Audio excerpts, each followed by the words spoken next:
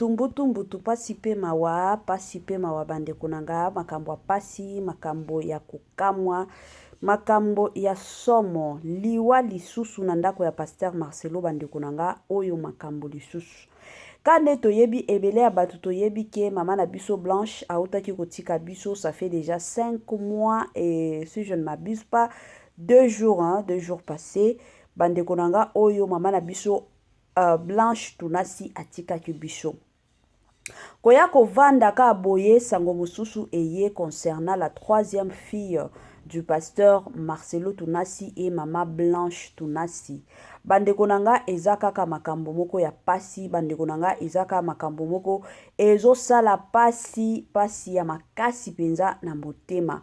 Kande na lobaka na Congo na biso ezo sala ka pasi parce que chaque jour tolala kana ba dossier ya sika ezala ba dossier mosusu ezala ka mosusu ba dossier moko yoko sekisa bino mais mingi ba dossier ya Congo na biso ezala ka ba dossier moko bande konanga ya kolelisa ba dossier moko plutôt ya kosala mwa pasi na motema.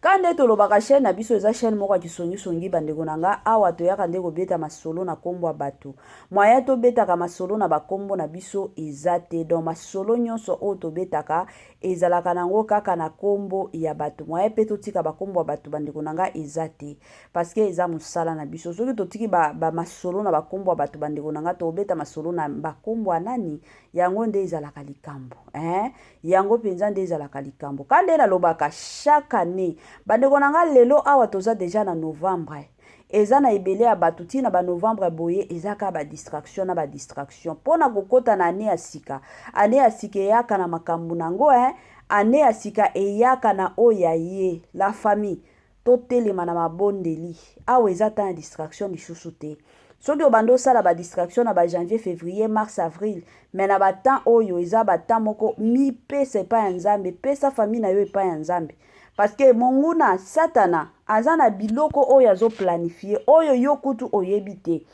alors ezalaka toujours malamu en tant que moi na nzambe na ba moma ya bongo ata soki obando sambela ya malunga te me na ba moma ya bongo na osenga na yo bandaka ko sambela ya malunga bible yebisaka biso de prier sans cesse tango bible zo yebisaka biso nzambe ye moko ayebi le pourquoi aloba na bible que de prier sans cesse alors tozalaka bato ya mabondeli diable a travaillé je m'excuse 24 heures sur 24 heures alembaka na ete mosusu biso bana nzambe tolembaka na biso omona lelo naza na ba stress na osambela te mais diable alalaka na stress te. Congolais partout oyo ozali na monde entier offre oyo ezali spécial pona yo parce que ozali mwana mboka mabele ya mboka batekelaka ngo bapaya te.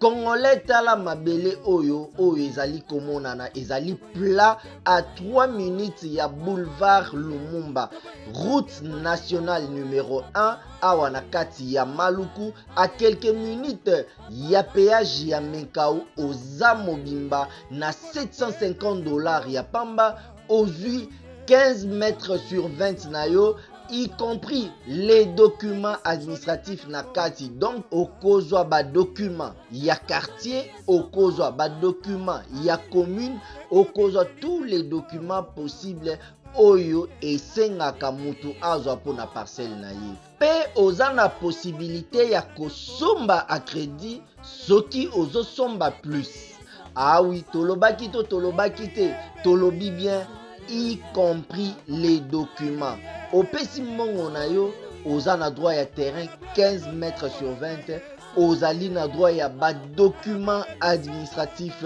nyonso tu. Moi sensibilisation na ndenge moko malamu na ndenge moko kitoko na ndenge moko bien na ndenge moko bio bandeko nanga ba mapango ya koteka yango wana sombelaka bana na yo lupango ekozala malamu en tant que parent nga na lobaka toujours et encore il faut ko planifiaka moi futur na yo moko planifiaka pe futur ya bana na yo parce que tango kozala te mutu moko te akoya ko planifier futur ya bana na yo te ezala ndeko na yo parce que ndeko na yo pe azana bana na ye soki asombi lupango ekozala pona bana na ye bana na yo bakozala l'écart akoki kopesa bango biloko kolia mais place ya kovanda keno oyo penza parce que soki amoni ke place pe azovanda azofutela babengani ye aza na bisika kolala te ako privilégier nanu ba oya ye alors ezalaka toujours malamu tongisa mwandako ya bana na yo oyebike ata soki nzambe azwinga lelo bana nango bakozanga bisika kovanda te ekozala malamu penza mingi. Bamapango eza nango na $750 ya pamba osombeli bana na yo lupangu na ndenge moko ya malamu. Bonjour, bonsoir et surtout bon après-midi. Et cela ne dépendra qu'à l'heure à laquelle vous allez nous suivre. Bienvenue surtout sur notre chaîne Kisongi Songi officielle. Bienvenue na balandi nyonso ya kala. Bienvenue na ba o nyonso ya sika. Kande tolobaka boye malamu na chaîne na biso bandeko nanga. Chaîne oyo tobetaka masolo na bakombo batu. Chaîne oyo totonga kase kotonga. Totonga awa penze ezalaka Kisongi Songi toyebike ebele ya batu so balingi basala Kisongi Songi ba préféraka na bango bazala ya kobatama. Mais Kisongi Songi na biso tolingaka na biso kobatama te, tolingaka Kisongi Songi na biso ezala nango polele mutu nyonso ayoka amona. Wana penza ezalaka biso. Yango bandeko nanga ka ndenge ezalaka awa eza chaîne na bino. Donc soki on se retrouve pe ka ndenge ezalaka yo po lela Kisongi Songi makasi en tout cas na osenga na yo ko bossa na pete ko hésiter pete ko s'abonner massivement. Tango zo sabonaka bongo klikaka pe ngonga ya notification. Ngonga wana ezalaka malamu pourquoi? Parce que chaque fois que Kisongi Songi officiel a obandotie la bino ba vidéo ya sika bokozala directement informé na ndenge moko ya malamu.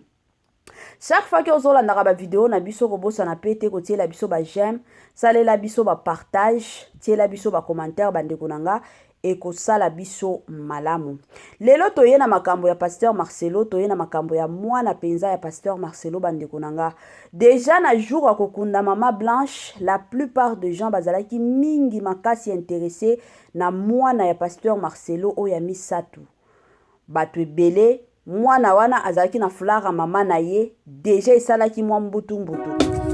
Mama Mae 2024 Gavker to Yelibino solution. Pour n'a pas problème ya trompe, fibrome, myome, kyste, règle abondante. Gavker to Zalina solution. Yo oyo kota ménopause atana 65 ans na Gavker oko simba mwana. Ebongo oyo etali fertilité masculine. Ma papa to bossani binoté, faiblesse sexuelle, éjaculation précoce, insuffisance des spermes, topé agrandissement de pénis. Bossa ya mwasi et kimayo kimobali etelemaka bien te awa yoka yango etelemi ebongo oyo etali loposo vergeture babengi nduta bouton tache acné Gavker ba produit ya solo teint uniforme na 5 jours ya pamba oteli talendenge bimi kitoko na feti tozali na gamme complet ya kopakola ya injection ya comprimé na ya suppositoire.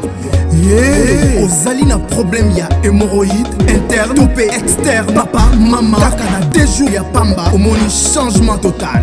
Pour la maladie ya tension diabète AVC topé obésité lobiko ezali perte de poids sans okota salle de sport kisi ya injection pe comprimé na Gavker bikalibela olingi okima suki pe mandefu ya pembe benga biso na lombango po awa tozali na solution moko durable ba produit na biso nyonso ezali 100% naturel pe esalemi na ba plante na ba industrie ya Angleterre pe Allemagne. Benga biso na numéro oyo plus 44 74 05 65 35 48. Gavker solution ya santé na yo.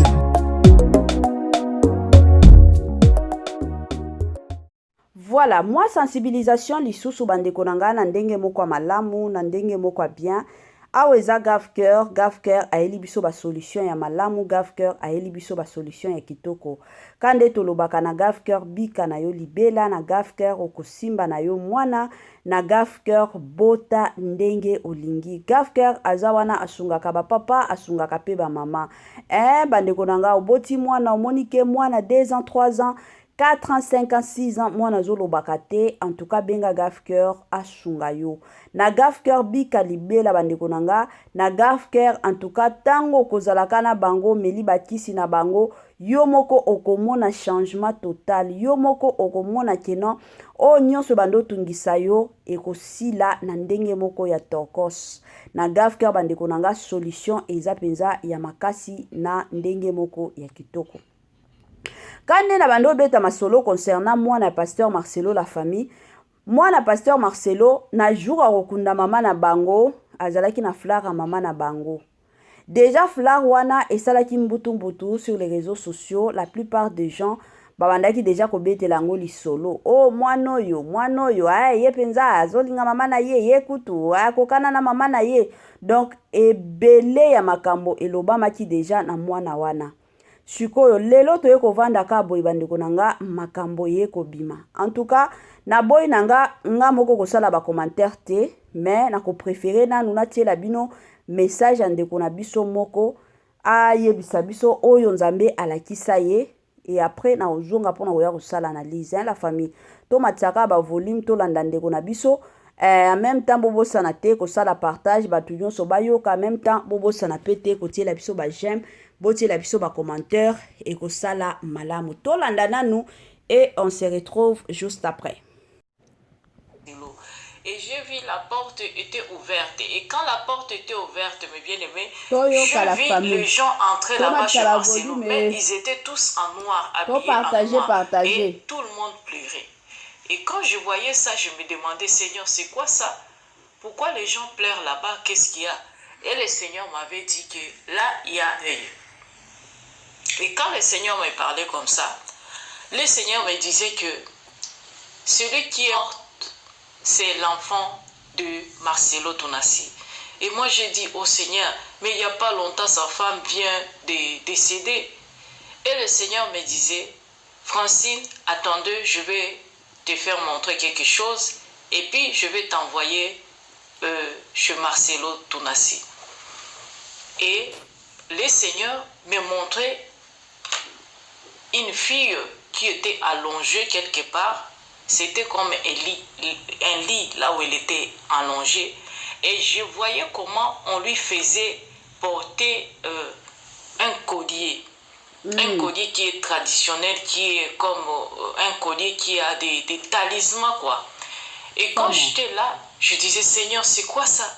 Et le Seigneur commençait à m'expliquer comment l'enfant de Marcelo était sacrifié, était dédié par de dieux étranges que Marcelo, c'est qu'il fait. Parce qu'il ne sert plus Dieu. Et quand le Seigneur commençait à m'expliquer tout ça, à me montrer ça, et je demandais au Seigneur, Seigneur, ne peux pas aider cette fille à revenir encore sur terre, à retrouver encore sa vie. Et le Seigneur me disait que la fille n'est pas vraiment, mais la fille est spirituellement. Mais physiquement, je te montre qu'elle est, mais elle n'est pas morte. Et c'est quand le Seigneur commence à m'éclairer maintenant, il m'a dit que, tu vois là-bas, ils sont en train de pleurer pour la fille. C'était ça. Ça, spirituel. Et là, je disais, Seigneur, je vais aller prier pour cet enfant pour qu'il puisse encore retrouver sa vie. Et le Seigneur me disait, attendez, je vais te dire ce que tu vas faire. Et le Seigneur me disait, tu sais pourquoi elle est morte? Je dis, pourquoi, Seigneur? C'est à cause de ce que son père et sa mère faisaient. Seigneur Jésus. Et là, je dis, Seigneur, donc cette fille, elle est sacrifiée aussi. Le Seigneur me dit qu'elle est spirituellement. Et le Seigneur me dit, tu peux aller vers elle. Et ce que tu vas demander, tu demandes qu'on enlève le collier que la fille, elle était en train de porter. Vous voyez le collier là comme, je ne sais pas, on appelle ça des colliers de coquilles. Beaucoup de marabouts, de féticheurs, des gens qui font des histoires là, de magie, des histoires là de gris-gris, tout ça. Donc le féticheur aime utiliser ces coquilles-là, des petits colliers là-bas qu'on fabrique. C'est traditionnel vraiment. Et je pense que ça y est, si la photo là où la fille elle était à l'enterrement de sa maman blanche, quand elle était décédée. Sa fille, elle portait, elle avait un collier là. Je vois sur la photo là-bas. C'est ce que j'avais vu et c'est ce que le Seigneur m'avait dit. Va enlever le collier là sur cette fille-là et ce qu'elle avait encore sur le bras. Et elle avait encore un autre truc. C'était au niveau de sa hanche. Et quand j'étais partie, le Seigneur m'a fait entrer chez Marcelo. Je n'ai pas marché, je me suis retrouvée, je suis déjà là dans la clôture de Marcelo Tonassi. Et quand j'arrive là-bas, tout le monde me demandait d'où vient cette dame parce que moi, je n'étais pas habillée en noir comme eux. Moi, j'étais en blanc et eux, ils étaient en noir, tout le monde là-bas. Moi, quand j'ai entré là-bas, tout le monde me regardait parce que j'ai fait comme...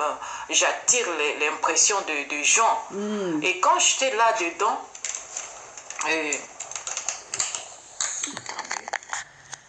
bandeko na ngai ezaka pasi. Imagine na ba audio ya boye bana pasteur Marcelo bayoki yango. Totia nini na mitu ya bana? Totia nini na mitu ya bana ya pasteur Marcelo? To continue kolanda bandeko na ngai makambo awa ezaka ibeli. To yoka ka ndeko na biso oloba. Et je venais là-bas, j'ai entré, je me suis approché là où il y avait des gens près du corps de la petite. Et moi, j'étais là. Et j'ai vu la petite, elle était allongée là-bas dans le cercueil. Et moi, j'étais arrivé là-bas, je commençais à leur parler, à leur dire, est-ce que vous pouvez me laisser, je vais prier pour la petite, pour qu'elle se réveille. Tout le monde me regardait là-bas.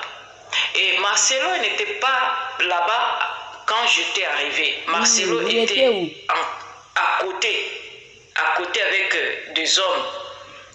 Et les dames qui étaient là-bas m'ont dit, pourquoi tu veux prier pour elle? J'ai dit, non, c'est le Seigneur qui m'envoie. Et tout le monde commençait à me dire, non, tu viens d'où? Je dis, le Seigneur m'envoie pour que je puisse prier pour votre enfant, pour qu'elle puisse revenir sur terre, pour qu'elle puisse avoir encore la vie. Et puis, tout le monde me disait, non, tu ne peux pas faire ça. Pourquoi? Oh, elle est déjà décédée. Je dis, non, je sais ce que je vais faire, elle va se réveiller. Et tout le monde, quand ils ont écouté ça, c'était vraiment une débandade de là-bas. Tout le monde commençait à savoir, je viens d'où, je suis qui. Et l'histoire était arrivée vers Marcelo. Marcelo, il est venu, il a dit, c'est qui cette femme? Il dit que c'est une servante de Dieu, il veut prier pour la petite et il va être ressuscité. Et Marcelo a dit non, il faut cette femme ici, il faut enlever cette femme ici. Marcelo a dit comme c'est comme un lève là-bas, que je dois sortir de là. Et moi je commençais à dire, je vais faire ce que le Seigneur m'a dit de faire pour que votre enfant puisse se réveiller. Il a dit non, moi aussi je suis un pasteur. Non, son temps est fini maintenant. Et c'est comme ça que Marcelo ne voulait pas que je puisse arriver à faire ce que le Seigneur m'avait envoyé pour faire sur sa fille. Et quand les gens commençaient à me faire enlever dans la clôture de Marcelo, et moi je partais. Et quand je voulais partir maintenant, tout le monde me laissait parce que je voulais partir. Je dis je vais partir, il n'y a pas de problème. Et quand je voulais partir, je voulais sortir maintenant, c'est là que je me suis retrouvée avec une fille. Juste à la porte, j'étais déjà sortie, mais la fille, elle venait courir derrière moi. Et cette jeune femme, elle m'a dit, oh madame, excusez-moi ma soeur, excusez-moi. Je dis, qu'est-ce qu'il y a? Et c'est là où elle a commencé à me parler maintenant. Elle dit que je vais te dire quelque chose. Je dis quoi? Et là, elle commence maintenant à me parler. Elle a commencé à me dire que moi, je suis la cousine à Maman Blanche. Et je vis avec eux depuis longtemps, je suis là. Je dis, ah bon? Et je lui ai dit, pourquoi tu ne peux pas aider maintenant ta cousine que sa fille puisse revenir sur terre vraiment? Parce que le Seigneur m'a dit qu'elle peut encore retrouver sa vie. Mais il faut que je puisse prier pour elle et j'enlève ce collier-là qu'elle a sur le cou et sur son bras. Et si il y a encore autre chose là-bas que je dois enlever. Et c'est quand la fille là, elle a dit que tu es vraiment sérieux, je dis oui. Et puis la fille là, elle commence à me dire que le collier là, c'est Marcelo et Maman Blanche qui lui avait dit que Voilà la famille na bandi ebele ya batu touti koyoka message ya ndeko na biso oyo ayaki koloba concernant le pasteur Marcelo, concernant mwana penza ya pasteur Marcelo. Bandeko nanga, en tout cas biso ba congolais mosusu na loba tokomi kolekisa penza makasi, et puis na makambo nyonso to sala mingi kimutema mabe ezali toza baboti. Moi personnellement naza mama bana na yebi, et surtout eloko na lobaka toujours et encore eza ko batelaka bana na biso, parce que eza ba makambo mosusu biso tobimisaka sur les réseaux sociaux, mais toyebaka te que un jour makambo wana ekoki ko affecter bana na biso, parce que na ba propos ya ndeko na biso ka ndenge alobi. Imagine bana lelo bayebi internet, bayebi ba YouTube, bayebi ba TikTok. Imaginez que mwana pasteur Marcelo akoti TikTok, akoti YouTube. Mwana ya muke, la troisième fille du pasteur Marcelo aya koyoka makambo aboye. Na âge ya mwana wana ata soki papa na ye akoki koteya ye kena makambo bazoteya makambo o baoloba kuna eza lokuta, mwana wana akondimela papa na bango te, akondimela oyo ayoki libanda. Pourquoi? Parce que baolobela vie na ye, bazolobela liwa na ye. Alors de mon côté babiloko mosusu, c'est vrai tozalaka besoin de visibilité, mais de l'autre côté avant obimisa makambo moko boye et kozala malamu kosengaka moi esprit ya discernement ezala pour que oyeba ndenge nini nakoki kobimisa makambo oyo, ndenge nini nakoki kobimisa ngo te. Lelo oyo na ba prison toyebi eza na ba pasteur ba prophète ya minene bakota prison, nzamba lobela bango makambo solo, mais parce que bazanga discernement, parce que bazanga sagesse et yaki kotinda bango na boloko.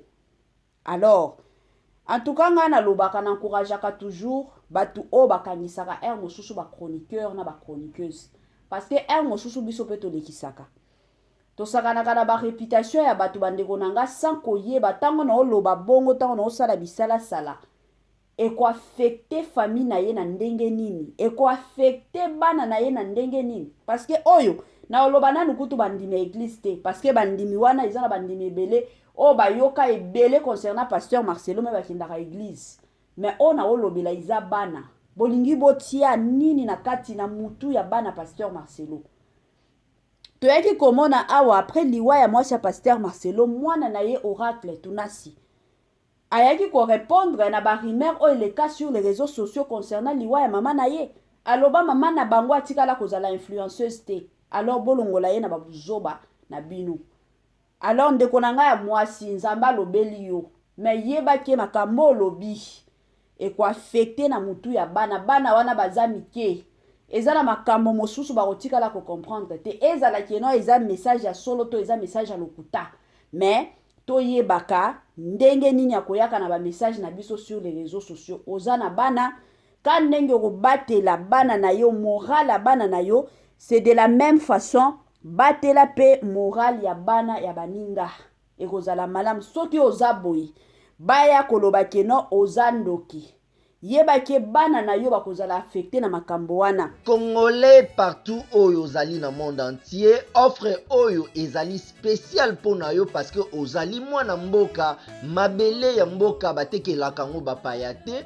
Congolais tala mabele oyo ezali komonana, ezali plat à 3 minutes ya boulevard Lumumba, route nationale numéro 1 awa na kati ya Maluku, à quelques minutes ya péage ya Menkau oza mobimba na $750 ya pamba, ozui 15 mètres sur 20 na yo, y compris les documents administratifs na kati. Donc okozwa ba documents ya quartier, okozwa ba documents ya commune, okozwa tous les documents possibles oyo esengaka mutu azwa pona parcelle na ye. Pe oza na possibilité ya kosomba a crédit soki ozosomba plus. Ah oui, tolobaki to tolobaki te, tolobi bien. y compris les documents. Opesi mbongo na yo, oza na droit ya terrain 15 mètres sur 20, ozali na droit ya ba document administratif nyonso tu.